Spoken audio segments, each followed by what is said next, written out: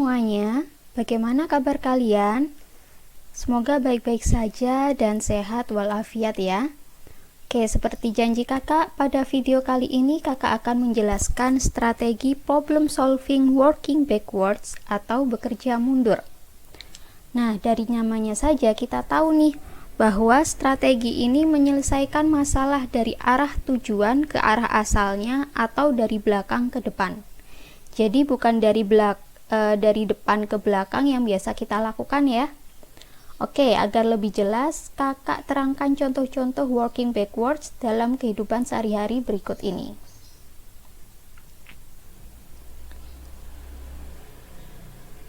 Oke, contoh yang pertama yaitu membuat jadwal.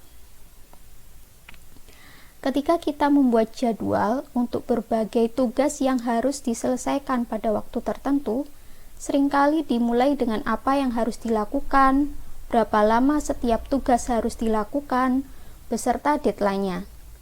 Kemudian kita menggunakan working backwards untuk menetapkan slot waktu setiap tugas. Yang kedua, investigasi kecelakaan lalu lintas. Ketika polisi menginvestigasi, mereka mulai bekerja mundur dari saat kecelakaan untuk menentukan penyebabnya, mobil mana yang membelok sesaat sebelum tabrakan, siapa yang menabrak siapa, pengemudi mana yang salah, dan seterusnya. Yang ketiga, memperkirakan waktu keberangkatan. Ketika kita mulai bepergian dan ingin sampai pada waktu yang diinginkan, kita biasanya menghitung waktu perjalanan dari waktu tiba untuk memperkirakan waktu keberangkatan. Misalnya nih, kita yang dari Surabaya mau mengikuti acara di Malang pada pukul 2 siang misalkan. Perjalanan Surabaya ke Malang itu kan 2 jam. Jadi mungkin berangkatnya sekitar jam 12. Belum lagi istirahat, makan, dan sholat. Jadi berangkatnya mungkin sekitar jam 11 atau setengah 12. Nah, slot waktu ini kan kita hitung dari waktu tibanya jam 2 itu sendiri. Jadi bekerja dari mundur ya. Dari jam 2 ke jam setengah 12 begitu. Oke, yang terakhir yaitu mencari rute jalan. Nah, pendekatan terbaik untuk menentukan rute yang paling efisien dari satu kota ke kota lain itu kan tergantung pada apakah titik awalnya dan titik tujuannya.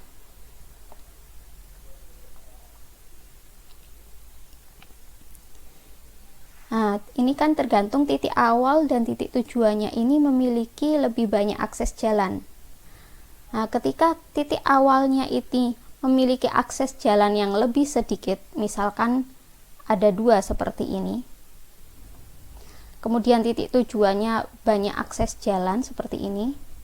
Nah, itu akan memang lebih efektif kalau kita bekerja dari depan, dari titik awal ke titik tujuan. Tapi beda lagi kalau sebaliknya.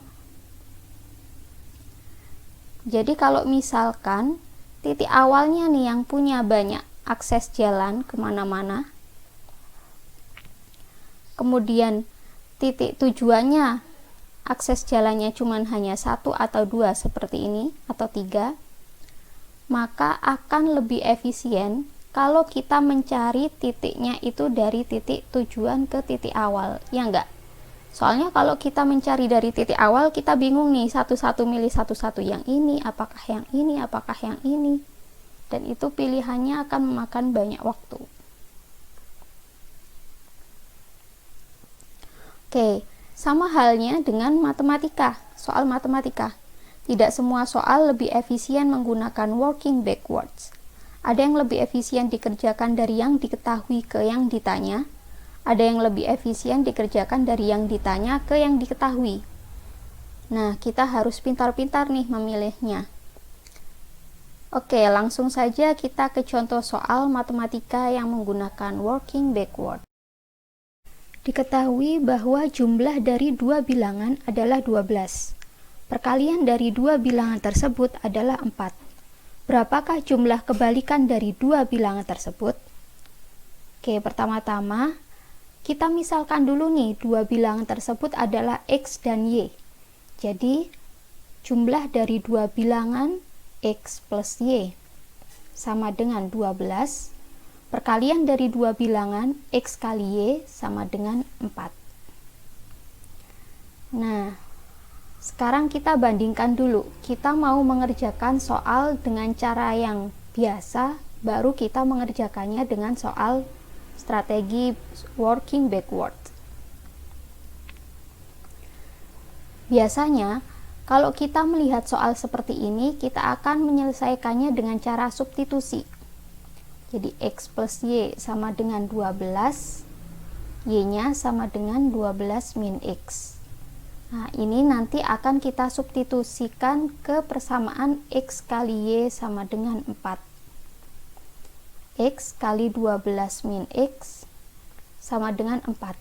Kemudian 12X min X kuadrat sama dengan 4. Terus kita pindah ruas. Ini 4 ya. 0 sama dengan X kuadrat min 12X plus 4. Baru kita bisa memfaktorkan atau menggunakan rumus ABC untuk menentukan nilai X. Nah, nanti setelah kita tahu nih nilai X-nya berapa, baru kita tahu nilai Y-nya, yaitu 12 min berapa misalkan.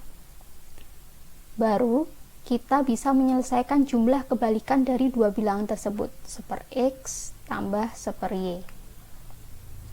Jadinya berapa? Nah, ini kan akan memakan waktu yang sangat lama. Nah, sekarang coba kita pakai cara working backwards. Dari yang ditanya dulu nih, yang ditanyakan jumlah kebalikannya, seper X tambah seper Y. Kita samakan penyebutnya dulu, biar bisa dihitung ya. Ini XY, XY, XY kali X, bagi XY, Y kali 1Y, yang ini X. Nah, ini bisa kakak tulis X plus Y per XY. Loh, berarti jumlah kebalikannya ini sama dengan jumlah dua bilangan itu dibagi perkaliannya. Langsung aja kita masukkan. Berarti tadi 12 per 4 sama dengan 3. Nah, mudah bukan? Bagaimana? Lebih efisien yang ini ataukah yang ini? Pasti yang lebih efisien adalah working backward ya. Oke, contoh selanjutnya. Evelyn, Henry, dan Al melakukan suatu permainan. Pemain yang kalah setiap putaran harus memberikan uang kepada pemain lain sebanyak yang dimiliki pemain itu. Di babak 1, Evelyn kalah dan memberi Henry dan Al uang sebanyak yang mereka miliki. Di babak 2, Henry kalah dan memberi Evelyn dan Al uang sebanyak yang mereka miliki. Al kalah di babak 3 dan memberi Evelyn dan Henry uang sebanyak yang mereka miliki. Kemudian mereka berhenti. Mereka sekarang masing-masing memiliki $24. Berapa uang yang mereka miliki masing-masing pada awalnya? Nah, ini juga akan lebih efisien kalau kita menggunakan working backwards. Oke, coba kita lihat. Nah, ini adalah tabel Evelyn, Henry, dan Al.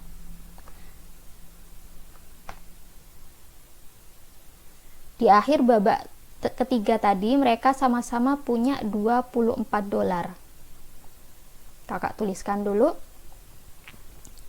Nah, kemudian kita lihat lagi di sini. Di babak 3 ini Al kalah. Jadi ngasih uang ke Evelyn dan Henry. Otomatis di babak 2 Evelyn sama Henry uangnya lebih kecil, sedangkan Al lebih banyak. Nah, karena kalau yang menang itu dikasih uang dengan jumlah yang sama, otomatis uangnya Evelyn sama Henry ini 2 kalinya sebelumnya. Berarti di babak kedua uang Evelyn sama Henry itu 12 setengahnya. Henry juga ya, ini setengahnya, jadi 12. Terus uang Al kan memberikan uang 12 pada Evelyn dan 12 pada Henry. Berarti sebelumnya tinggal ditambah 12 tambah 12. Berarti 24 tambah 24. Jadi 248, sorry. Oke. Sekarang kita lihat babak selanjutnya. Di babak 2, Henry kalah. Berarti Evelyn dan Al yang mendapatkan uang ya. Oke, Evelyn dan Al, otomatis ini juga sebelumnya uang setengahnya ya. Setengahnya berarti ini 6, kemudian ini juga sebelumnya setengahnya berarti 24. Nah, karena Henry yang kalah nih, berarti ngasih uang 6 dolar ke Evelyn dan 24 dolar ke Al. Berarti tinggal ditambahkan aja. Jadi ini 30 tambah 12, 42. Nah, ini yang babak kedua. Nah, sekarang babak pertama.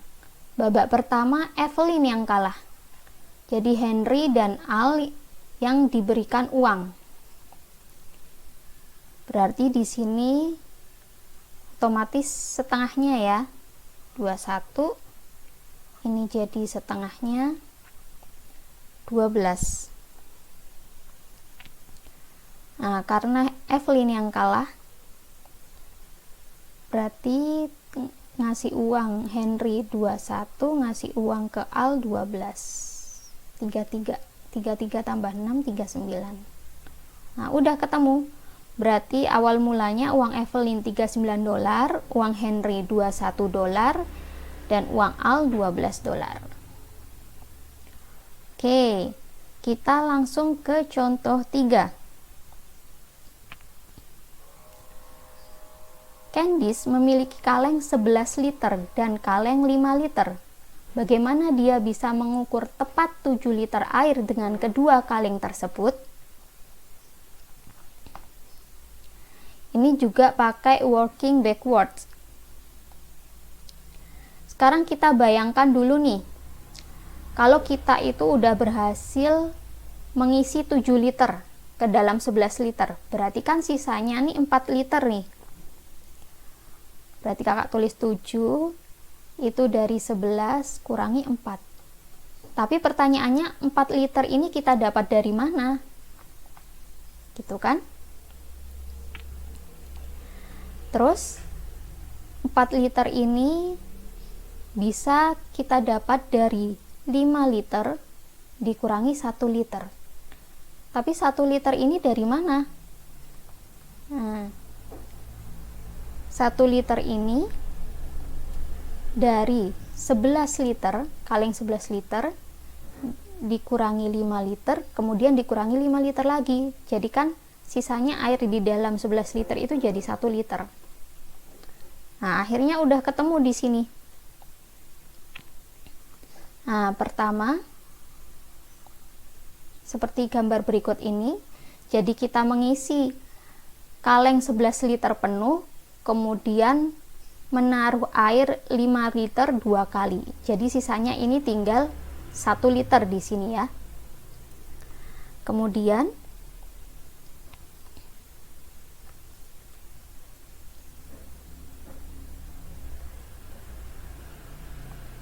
cara yang kedua, yang 1 liter itu ditaruh di 5 liter yang kosong. Jadi kan 5 liter ini sisanya 4 liter. 1 liter udah terisi. Kemudian yang ketiga, nah, kita mengisi kaleng 11 liter penuh, kemudian sebagian kita isi ke 5 liter seperti ini.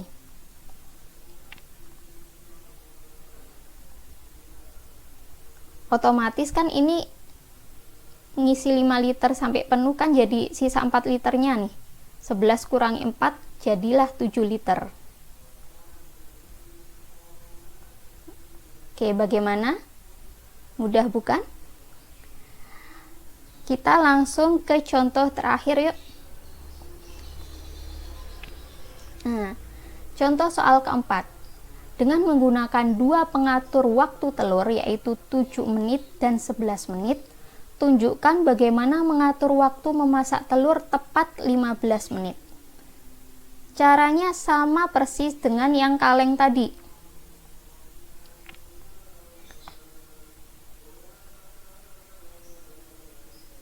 Kita lihat dulu nih, 15 itu didapat dari 11 ditambah 4. Mengatur waktu 11 ditambah 4. Tapi 4 ini dari mana? Nah, 4 ini bisa kita dapatkan dari 11 dikurangi 7. Pengatur waktu 11 kurangi 7 seperti ini. Nah, udah selesai kan? Otomatis kita bisa merangkum nih caranya. Yang pertama, pengatur waktu 11 dan 7 diaktifkan bersamaan.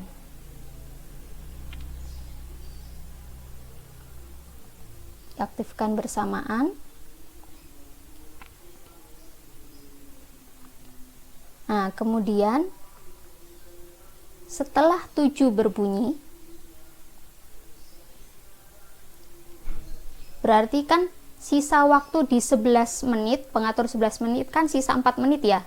Itu mulai masak telur.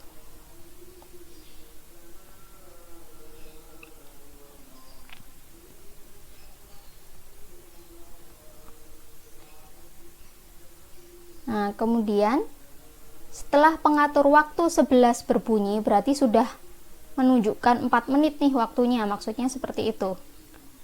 Berarti 11 ini diaktifkan kembali, berarti ditambah waktu 11 menit. Otomatis udah 15 menit ya. Akhirnya tinggal menunggu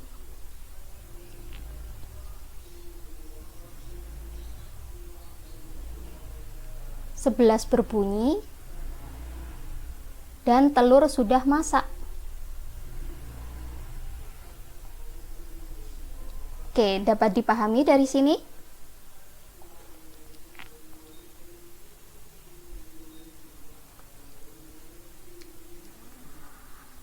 Oke, sampai di sini dulu video strategi working backward kali ini. Insya Allah untuk video selanjutnya kakak akan menjelaskan strategi finding a pattern atau menemukan pola beserta contoh-contoh soalnya.